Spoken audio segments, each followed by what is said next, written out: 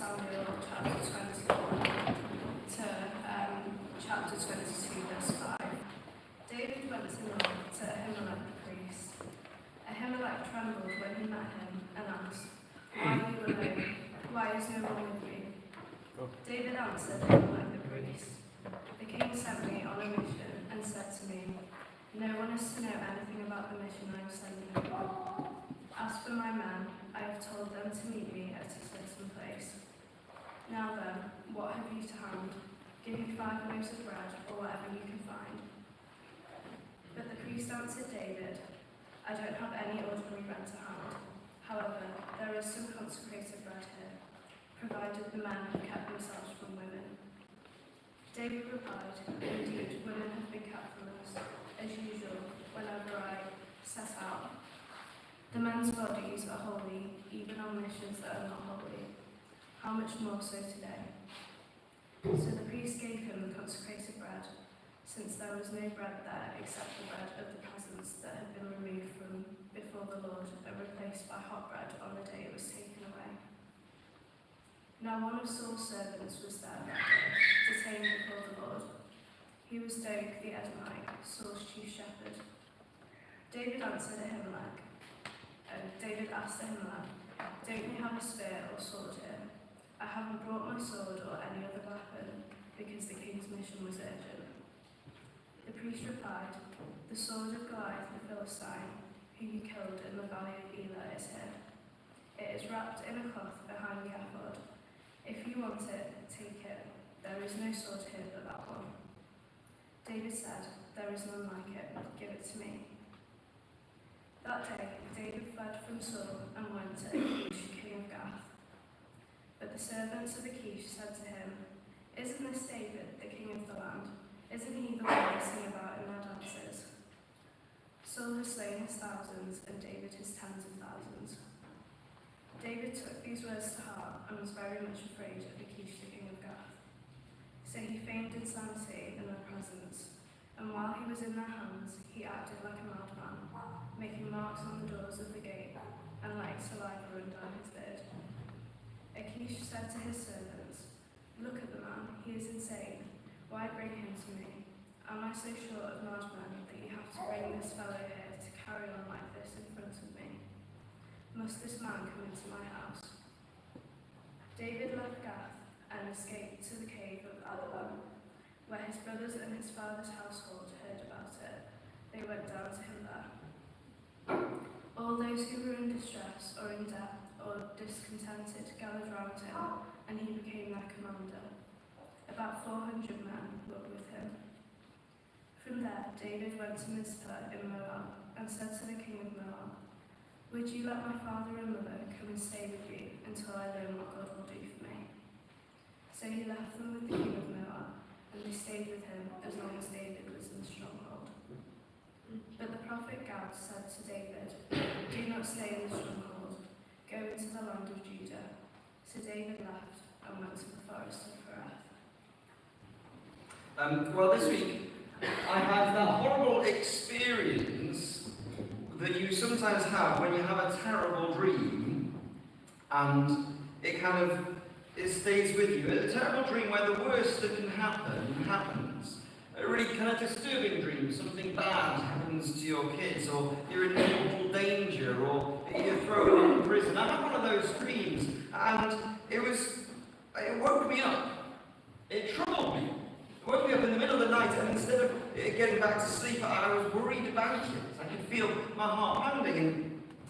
And although it woke me up at that moment, I kind of had to take stock, and I thought, is this danger real? And I was really worried. I had to kind of tell myself it wasn't real. But the thing is, I don't know if this ever happened to you. You know it's not real, but you are still affected by it. I had the feeling of terror deep in the pit of my stomach. And I kept remembering it until morning. Kept remembering it until the next day. I experienced this sense of real mortal fear. The fear that the worst that can happen is happening. Now I'm talking about a dream because in God's kindness, I don't think in my life I've really experienced that most distressing fear in the way that I could do. But it's sobering because we all will experience that at some point. And I know that many people here have experienced the thing that is the stuff of nightmares. The phone call from the hospital about a sick friend and says, you've got to get here as soon as possible.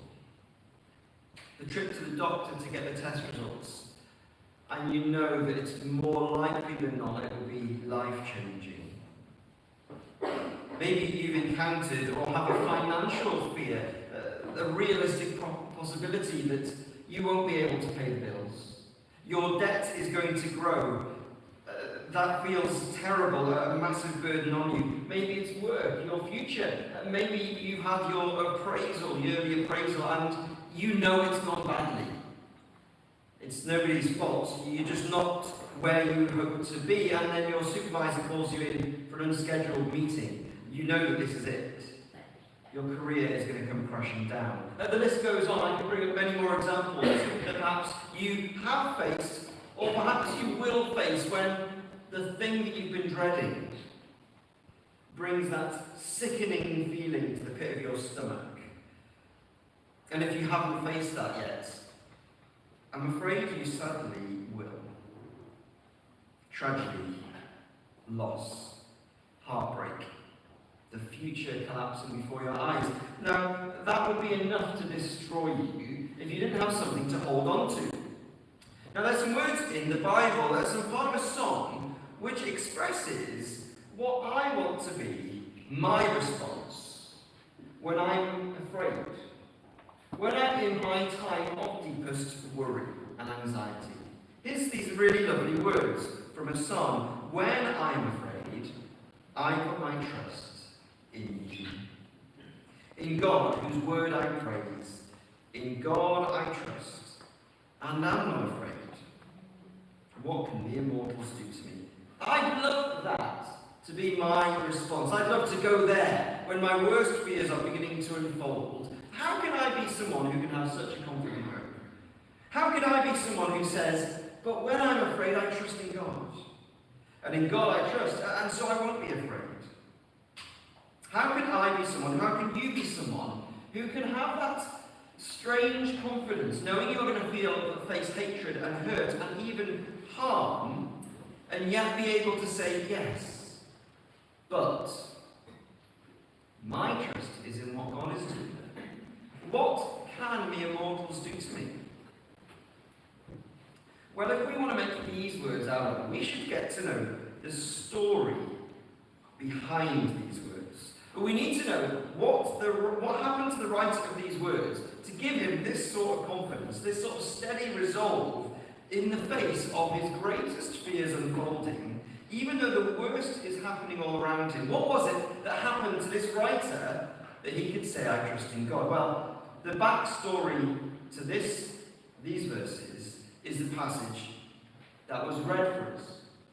We're going to have a look at the story of the man who wrote these words. What brought him to the point that this could be his words? We're going to live through his experience a little while this morning.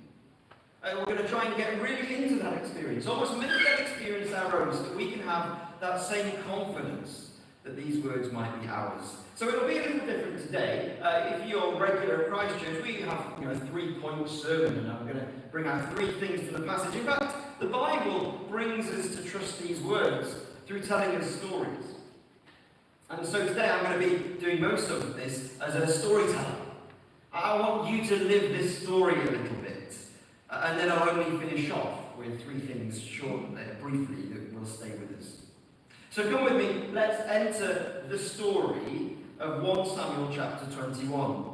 Briefly, some background. Let me tell you, the main character is a young man called David. He's the same David from David and Goliath. He's killed the giant. But having killed the giant, he's been brought into the king's service. And he's had a lot of success in being a commander in the king's army. He's had actually more success than the king had planned, and everyone is praising David and not the king. The king's name is Saul. And so Saul is very jealous of David and has decided that he needs to kill David. Now, in the chapters immediately before this, there's been again and again and again Saul's attempts to kill David. He wants to do it on the quiet to begin with. He throws a spear at David when it's just him and David. He tries that a couple of times actually, but he gets nowhere. Saul has had David's house staked out, but David's had to escape through the window. More and more attempts are made by Saul and his kind of surrounding team of assassins to take David out. David is in a position, as we begin these verses, where he's fleeing. He's not had time to pack his bags or get anything ready. He is fleeing. And the net is tightening. So here's where we are at the start of chapter 21. David, we're going to see in chapter 21 and 22, David makes 3 stops. So the first stop he makes is where he finds unscheduled help from God's table. He goes to a town called Nob, and he goes to a priest who is doing the priestly things in what is likely to be the tabernacle, the tent where people come to worship God and make their sacrifices. And the priest handles the sacrifices. Well, David comes to Ahimelech, the priest. We get a little bit of information in the next chapter that David has regularly done this in the past. Ahimelech knows him. He knows him as the commander of the king's army. David is in fact the son-in-law of the king as well, so he's a prince. And Ahimelech is used to seeing David turn up. And he normally helps David, and he even asks God, he inquires of the Lord, he asks God what David should do. David comes to Ahimelech for guidance on a regular basis. So David comes to Ahimelech, and Ahimelech suspects straight away that something's up. It's there in those first few verses. He says, "But why are you alone? The prince of Israel arriving on his own is suspect. He usually comes with big entourage, a fanfare, make way, the red carpet, the security staff coming in beforehand to secure the area. David's normally the honoured one here, but he's coming in on his own. And now David recognises that if he tells Ahimelech the full story, he'll put Ahimelech in a difficult position. You see, he's going to have to ask Ahimelech to take sides, kind of join my side and betray the king, or he'll expose himself to Ahimelech, and if Ahimelech is on Saul's side, then, well, he might kind of tie David up. So David, instead of telling him the full story, does what they call in movies, we come across the phrase, the plausible deniability.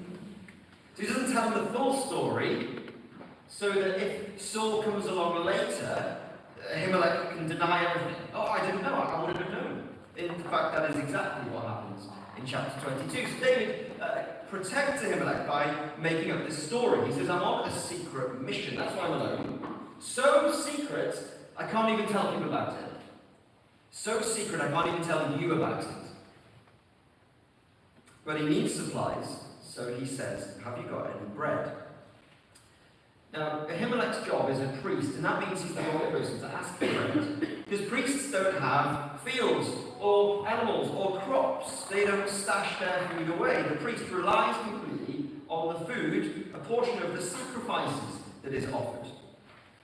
But today, David is in luck. Inside Ahimelech's tabernacle, as per God's law, there are 12 loaves of bread that are put before the Lord every Sabbath day. And they're replaced every Sabbath day. And it just so happens that the hot, warm bread cooked today has been placed before the Lord, and the 12 loaves of bread from last week are available. But David needs more than just food. He asks for a weapon. Again, Ahimelech is a priest, not known for carrying weapons. It's hardly likely to be an arsenal in his back cabinet. But this it takes an interesting turn at this point in the story. It's a bit like one of those spy movies, you know, where kind of the secret agent is kind of kitted out in a nice suit, and they visit their local tailor, something who's just like a shop front on the high street. It looks like a completely normal shop, but the secret agent goes in, and behind the desk is a little old timid man, and the secret agent adjusts his sunglasses and says, I believe you have a package for me. And this little old timid man goes behind and lifts out this specially packaged umbrella. And the secret agent takes the umbrella puts it under his arm calmly and struts out. Nothing's happened. It doesn't look like anything's happened, and yet that umbrella is a machine gun. And it's the most powerful machine gun, and that's what's going to win him the day in the end. Well, hiding behind the ephod in Ahimelech's tabernacle is a massive long package all wrapped in cloth. It's only the sword of Goliath, the most brutal instrument in the land. So David takes the sword of Goliath. He says, there's none like it. Well, I wouldn't have expected so. Goliath's a giant. And David says, I'll take it. But it's not a spy movie. This is a real tabernacle. So why is it there? Now, I can only imagine that it's there, wrapped in cloth, because it is the trophy of victory. A victory that David didn't win. He didn't want to collect the trophies of victories and make himself the hero. He knows that God is the one who destroyed Goliath, and so he gives a trophy of victory to God. So David has taken from God's house the bread from God's table and the trophy of victory from God's cabinet. David is taking from what belongs to God. But then he moves on from Ahimelech. 12 loaves and one giant sword heavier. Or I should say 12 holy loaves and one holy sword heavier that belongs to God. See, David has taken these special, sacred things that belong to God because he knows something that's true about God. He knows that God is a giver, not a taker. That these things are holy and in the tabernacle, but God, who has all the holy things belonging to him, is willing to use his holy things to put at the disposal of those he loves. David knows that God is holy, but he's not a hoarder. And God is strong, but he doesn't keep trophies. He is holy, but he's not distant to the people who need him. And God is happy to take what is holy to him and say, the most holy, precious things that could be mine, I want them to be yours. Let's use what God has for the need of, for the good of those who need it. And God is very happy to take what is holy to him and use it for the good of the person who trusts him. Well, David moves on to his next stop, where he gets unexpected help from God's enemies. David turns to verse 10. He turns to the most desperate strategy he could. And it says David fled from Saul. He continues his fleeing, but the desperate strategy is to go where Saul will expect him to be the least. He might expect me to go back home. He might expect me to go and live in a fortress. He might expect me to camp out in the wilderness, but what he won't expect is for me to run to the sworn enemies of Israel, the Philistines, especially to Gath, the town of Goliath. So David thinks he can find refuge in Goliath's hometown. Now, it might sound crazy, but it's a possibility. But remember, back in those days, there wouldn't have been photos or anything to identify David. And on the day that David beat Goliath, the people present with the Philistine army, and they ended up getting killed. So I don't know how many people in Gath would actually know what David looks like.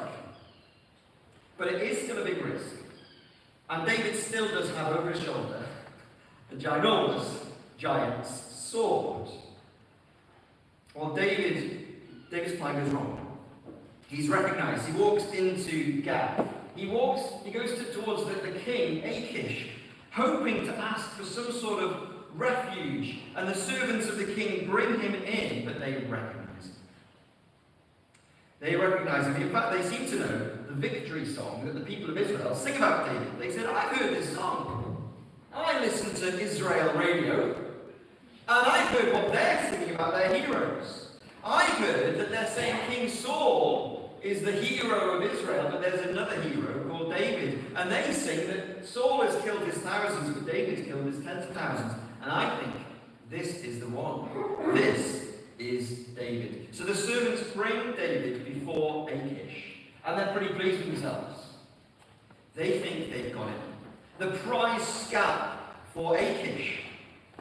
They've captured the Philistines' nemesis. Those servants are probably thinking, we'll get a raise. We'll probably get a promotion from this. We might even get a statue. David has heard them talking, and once again his deepest fears begin to unfold. He's escaped Saul, but only into the hands of his enemies, and his enemies now have him. The servants have got the handcuffs at the ready.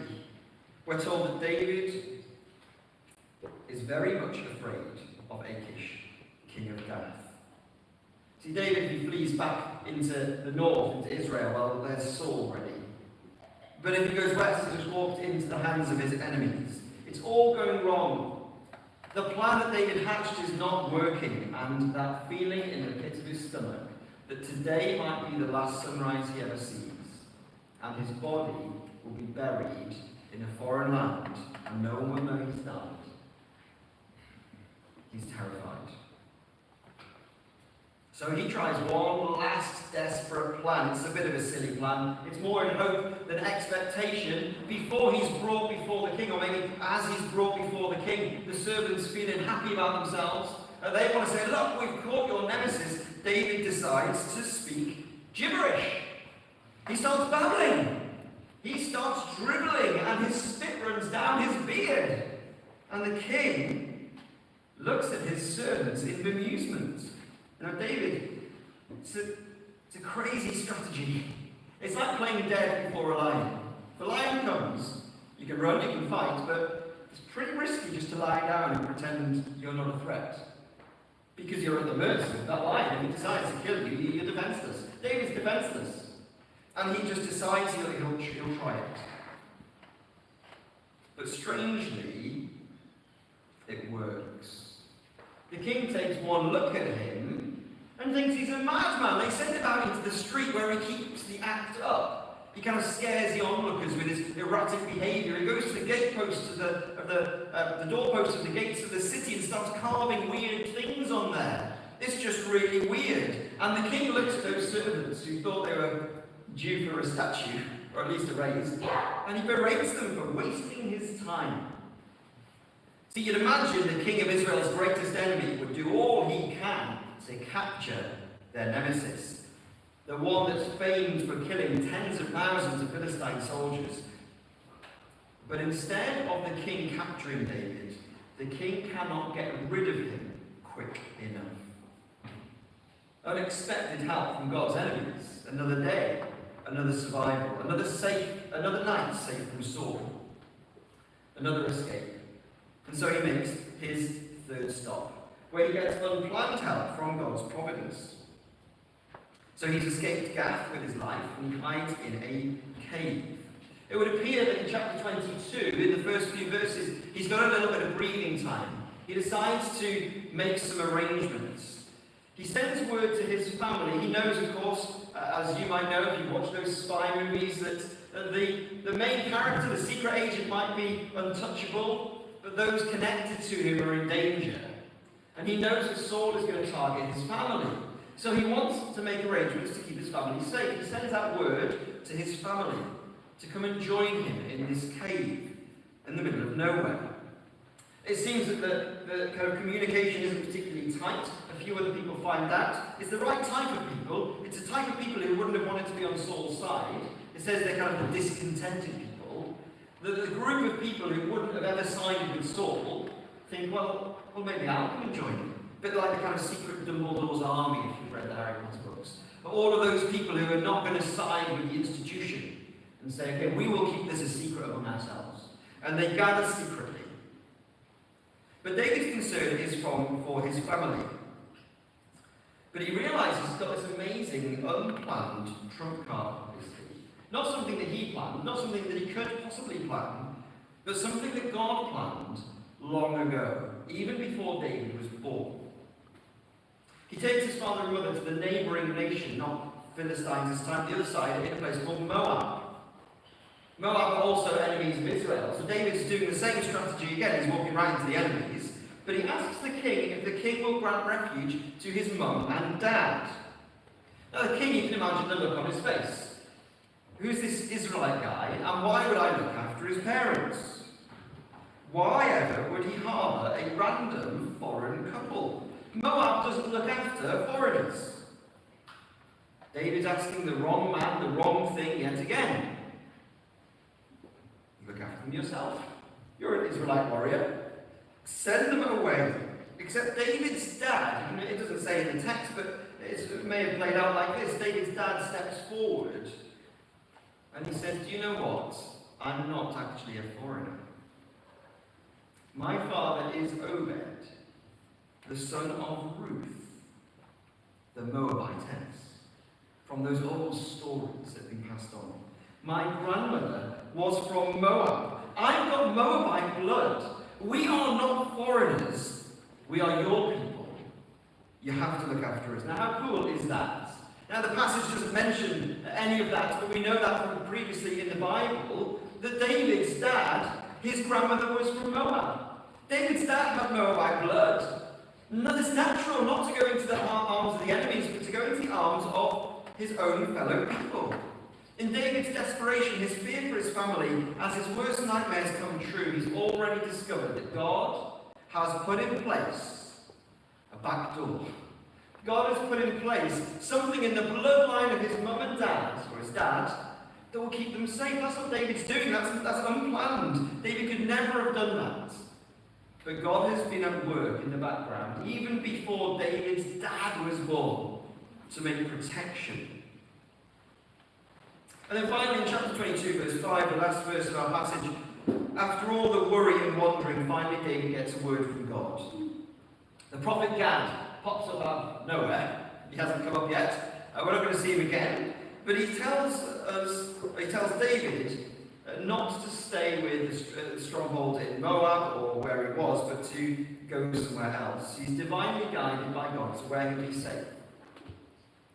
Now, that's not the end of the full story, it's in our passage, but it's not the end of the story. David's not out in the woods, although he is in the forest. But at this point we can pause. We've lived David's experience a little bit, and we can maybe start to see how his reflection makes sense. It's from these experiences David has written Psalm 34 and Psalm 56. Two poems from those experiences that we've just gone through, where he reflects on his confidence in God, where he thinks about how God has given him unexpected, unscheduled, unplanned help in the strangest of circumstances. And David's reflections, as he writes down these poems, are that yes, it's scary. Yes, there are many enemies. But God keeps him safe. Psalm 34 goes like this: be merciful to me, my God, for my enemies are in hot pursuit. I think it's Psalm 56.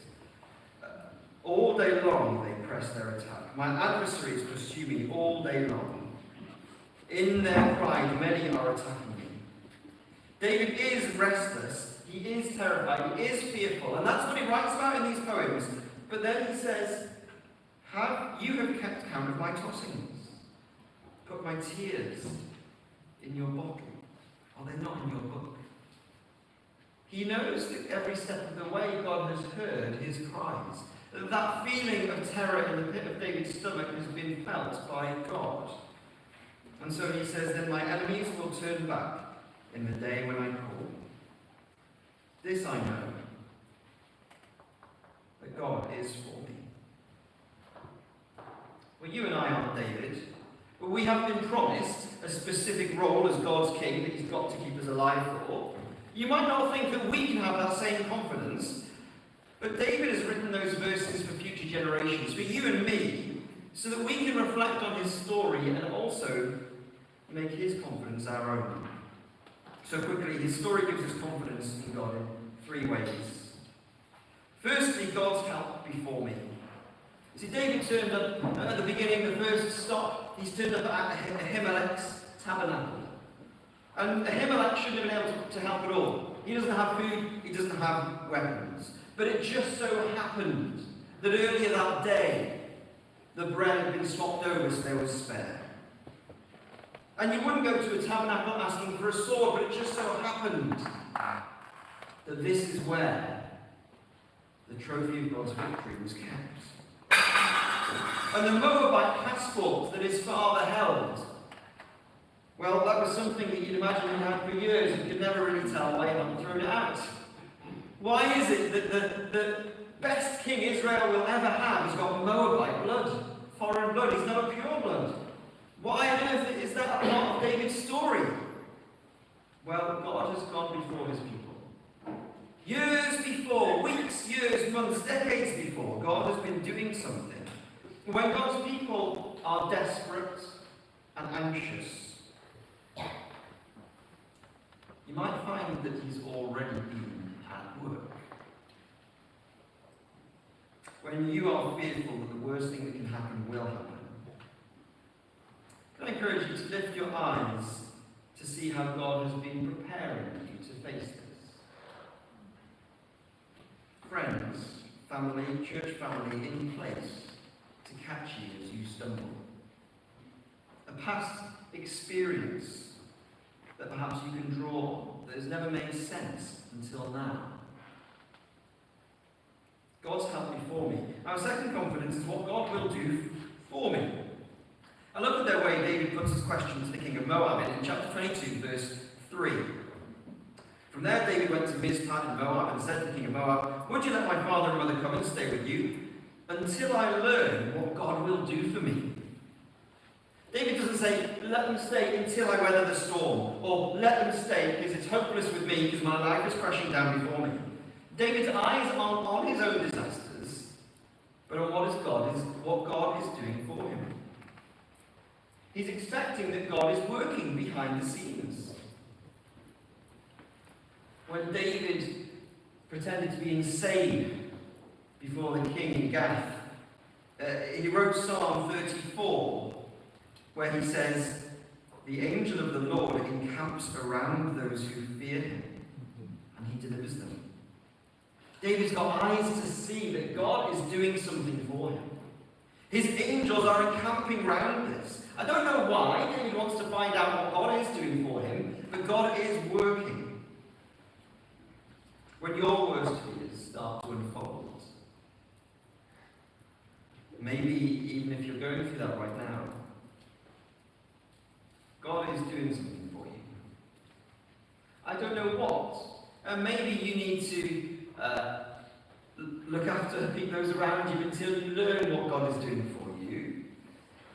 But God is doing something for you. It's not out of control. Even though you wish that this was not part of God's plan, even though it seems awful that God would let you go through this if he really is in control, but God is doing something for you.